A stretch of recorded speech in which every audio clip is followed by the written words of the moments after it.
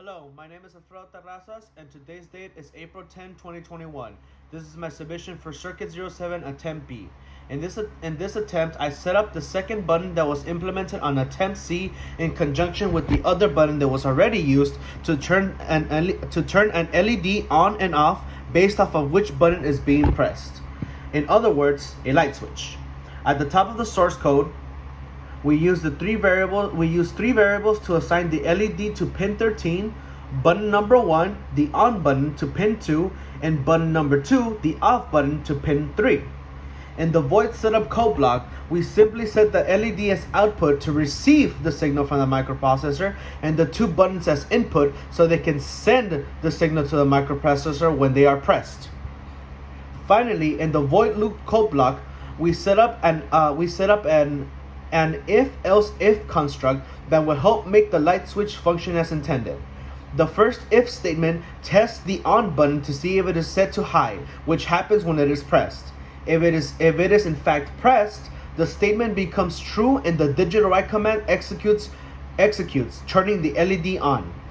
If that if statement is false, the else if construct executes, which will then test the off button to see if that one is set to high.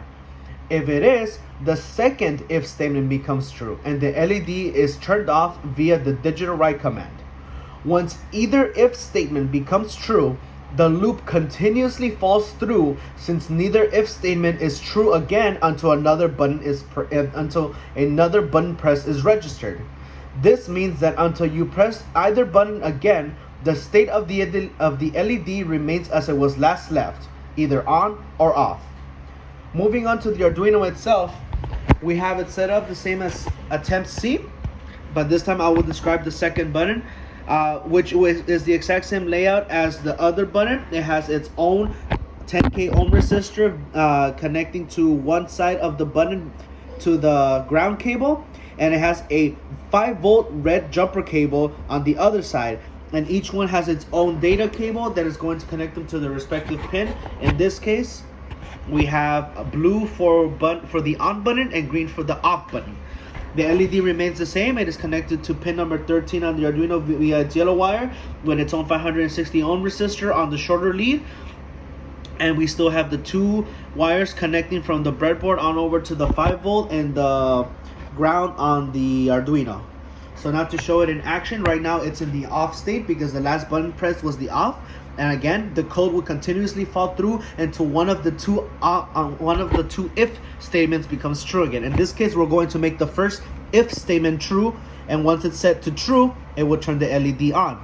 And once again, it's going to remain there until there's another registered button press, which will then change which if statement is true. In this case, we're going to press the other one to turn it off. Again, my name is Alfredo Terrazas, and this is my submission for CIRC07 Attempt B.